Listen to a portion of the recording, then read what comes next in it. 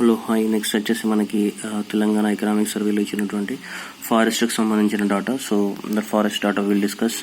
So forest area చూస్తే మనకి ఇక్కడ 26,000 square kilometres of the forest area. So that is the 24% of the Telangana geographical area. So that is a percentage. How much percentage of the forest area Telangana having means 24%. 24% of the total geographical area of the Telangana. So that is if you take into the absolute number, that is 26,969 square kilometers. So that 24%. So what is actually required? Actually required according to the National Forest Policy. So we require 33% of the geographical area should be with the forest area. But Telangana is having only 24%. As for the rules, we need to make it up to the 33% as per the National Forest Policy, right? So now which district is having the more, right? If you take again, this was one of the confusing question in the examination. If you take the absolute area means with respect to the Telangana. If you count the absolute numbers, that is in the square kilometers. If you count in the square kilometers, that is the largest forest area district is Bhadradri Kottagudem, that is 4286 square kilometers. Earlier it was Jayashankar Bhupalapalli, but Jayashankar Bhupalapalli again bifurcated into the Jayashankar Bhupalapalli and the Mulugu districts. రెండు రకాలుగా divide చేశారు. So after formation of the Mulugu district, that is drastically reduced forest area in the Jayashankar Bhupalpally. It is occupied by the Bhadradri now.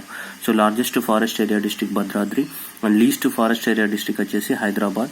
ఏ విధంగా చూసినప్పుడు, so that is with respect to the absolute number, that is 1.43 square kilometres. That is area wise, not the percentage wise.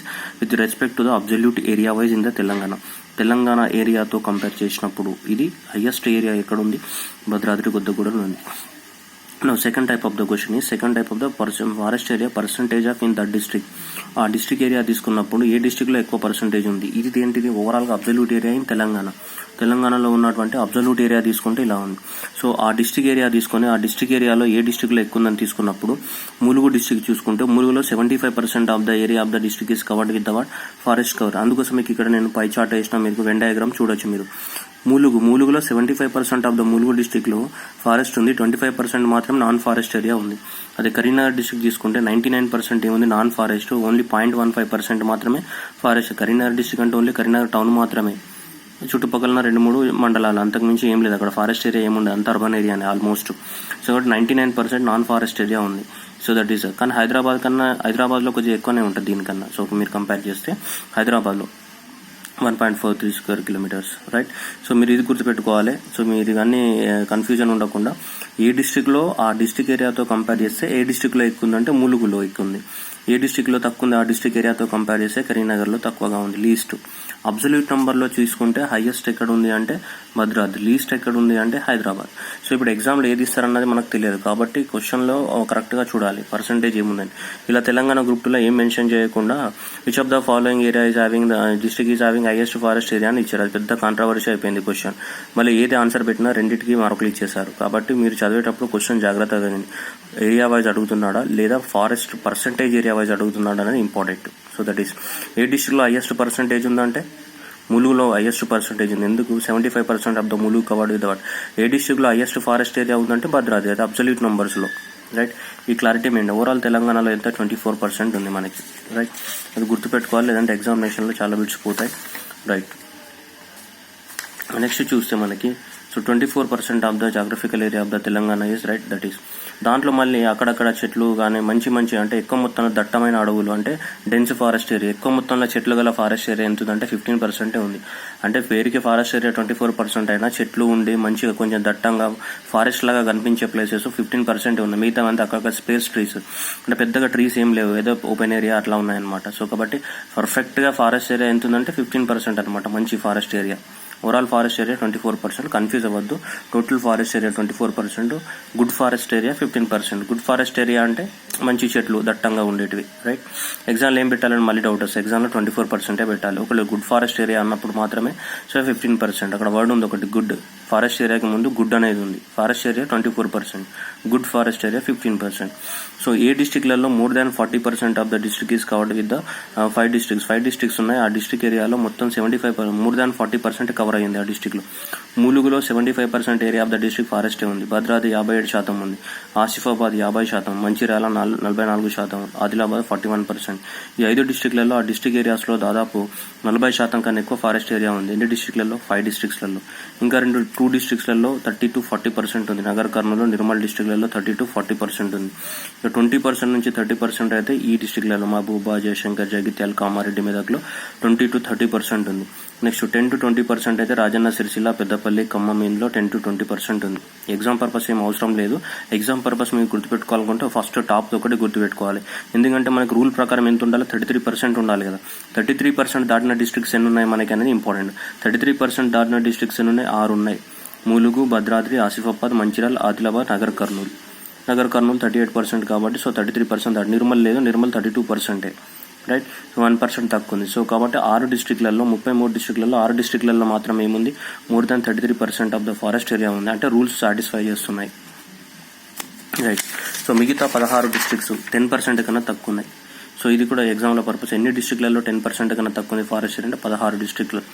So Mahabub Nagar, Nalgonda, Medchal ఇట్లా తీసుకుంటూ పోతే మొత్తం 16 డిస్ట్రిక్ట్లో తక్కువగా ఉందన్నమాట మనకి. సో జోగులాంబ అండ్ లాస్ట్ వచ్చేసి కరీంనగర్లో 0.15% ఉంది. అంటే ఇది compared with our district area. ఆ డిస్ట్రిక్ట్ ఏరియాతో కంపేర్ చేసినప్పుడు ఫారెస్ట్ ఏరియా ఇలా ఉందన్నమాట. తెలంగాణ ఏరియాతో కంపేర్ చేసినప్పుడు కాదు, ఆ డిస్ట్రిక్ట్ ఏరియాస్తో కంపేర్ చేసినప్పుడు కరీంనగర్ లీస్ట్ అనమాట. ఎంత? 0.15%. ఆ డిస్ట్రిక్ట్ ఏరియాతో కంపేర్ చేసినప్పుడు హైయెస్ట్ ఇంతకుముందు చెప్పు ములుగు ఎంత? 75% of area of the district అని ఇంతకుముందు చార్ట్ కూడా చూసాం మనం. రైట్. సో అది గుర్తుపెట్టుకోవాలా exam purpose. Right. Next so ఈ ఫారెస్ట్ ఏరియా అయితే ఏదైతే 24% ఉందో ఈ 24% ఆఫ్ ద ఫారెస్ట్ ఏరియాని మన వాళ్ళు 33%కి పెంచాలనుకున్నారు. దానికోసం మనకి 2015లో తెలంగాణకు హరితహారం అనే ప్రోగ్రామ్ స్టార్ట్ చేశారు. So objective is to increase the forest cover from the 24% to 33%. 33% పెంచాలని తెలంగాణకు హరితహారాన్ని స్టార్ట్ చేశారు.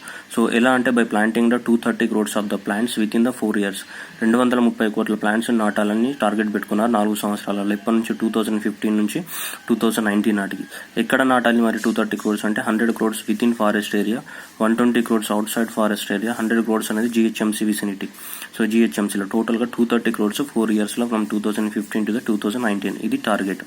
మరి ఎక్కడెక్కడ నాటాలి అని అంటే సో ఇక్కడ ఇలా స్ట్రాటజీ ఏంటి అంటే 3-pronged స్ట్రాటజీ. 3 స్టెప్స్ ఉన్నాయి దీంట్లో. రెజ్యూనేటింగ్ ద డిగ్రేడెడ్ ఫారెస్ట్, ఏవైతే డిగ్రేడెడ్ ఫారెస్ట్లు ఉన్నాయో అక్కడ నాటాలి. And second one is ensuring the more effective protection of the forest against the smuggling, fire, grazing and the encroachments. And third వచ్చేసి intensive soil and moisture conservation methods. ఈ మూడు మెథడ్స్ని వాడి ఈ 3 మెథడ్స్ ద్వారా so 230 crores of the plants నాటాలి. ఎన్ని సంవత్సరాలలో? 4 yearsలో. ఎక్కడెక్కడ?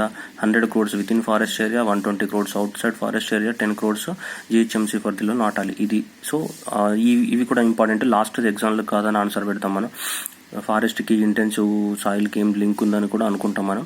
So intensive soil and moisture conservation methods and ensuring the more effective protection of the forest against smuggling and fire grazing and rejuvenating the degraded forest. ఈ మూడు strategies ద్వారా 230 crores plants నాటాలి మనం. రైట్.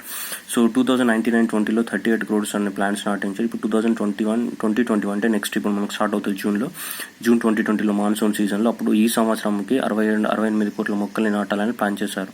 సో మరి 230 crores గడిచిన last 4 సంవత్సరాలలో ఏం జరిగిందంటే ఓన్లీ 90 crores మాత్రమే నాటారు అనమాట. సో యాక్చువల్గా 2015 నుంచి 2019 వరకు ఎన్ని నాటాలి? 230 crores. కానీ ఇప్పటి వరకు సో ఇక్కడ ప్లాంటేషన్ వచ్చింది మనకి 90 crores మాత్రమే. సో 90 crores అంటే దాంట్లో హాఫ్ ఆఫ్ ద టార్గెట్ కూడా రీచ్ కాలేదు 4 సంవత్సరాలలో. 90 crores out of 230 crores. Next June అంటే ఇప్పుడు జూన్ 2020లో 68 crores అనేవి రెడీగా ఉన్నాయి నాటడానికి. సో ఈ 68,000 crores ఆఫ్ ద శాంపిలింగ్స్ని నెక్స్ట్ నాటబోతున్నారు అనమాట మనకి ఈ సంవత్సరం. ఇది కూడా ఇంపార్టెంట్. నెక్స్ట్ రాబోయే జూన్లో phase 1 అనేది మనకు చెప్పాము. ఇది ఎప్పుడు లాంచ్ చేశారు? జూలై 3, 2015లో చిలుకూరి బాలాజీ టెంపుల్ మనకి రంగారెడ్డి డిస్ట్రిక్ట్లో లాంచ్ చేశారు phase 1. phase 2 వచ్చేసి జూలైలో మళ్ళీ Gundrampalli, Nalgonda district. And phase 3 వచ్చేసి జూలై 12 మానేరు డ్యామ్, కరీంనగర్ టౌన్లో లాంచ్ చేశారు. phase 4 వచ్చేసి ఆగస్టు 1 మనకి గజ్వేల్లో లాంచ్ చేశారు, గజ్వేల్ టౌన్లో. రైట్. 2019లో అది ఆటోమేటిక్గా స్టార్ట్ అయింది. పెద్దగా లాంచింగ్ ఏం చేయలేదు. నెక్స్ట్ 2020 ఎక్కడ లాంచ్ చేస్తారో మనకు తెలియదు. So phase 1 Chilukuri Balaji, so next Gundrampalli, so Maneru dam and the Gajwel. So ఇలా లాంచ్ చేయడం జరిగింది అనమాట మనకు 4 phases. రైట్. టోటల్గా 230 crores ఎంత రిజల్ట్? 90 crores మాత్రమే. ఇప్పుడు రాబోయే సంవత్సరానికి ఎంత? 68 crores ప్లాంటింగ్ చేయాలి. సో ఆ 4 phases అన్నిట్లను కూడా కేసీఆర్ లాంచ్ చేసినాడు కాబట్టి ఆ టైంలో మనకి సో కేసీఆర్ phase 1లో సంపంగి ప్లాంట్ని, ఫేజ్ 2లో నీమ్ ప్లాంట్ని, ఫేజ్ 3లో మహోగని ప్లాంట్ని, సో ఫేజ్ 4లో కడంబా ప్లాంట్ని సో నాటడం జరిగింది. ఫేజ్ 1 సంపంగి and phase 2 neem and phase 3 mahogany and phase 4 అయితే కడంబా. సో ఈ ప్లాంట్స్ని నాటాడు. సో ఇది ఇంపార్టెంట్.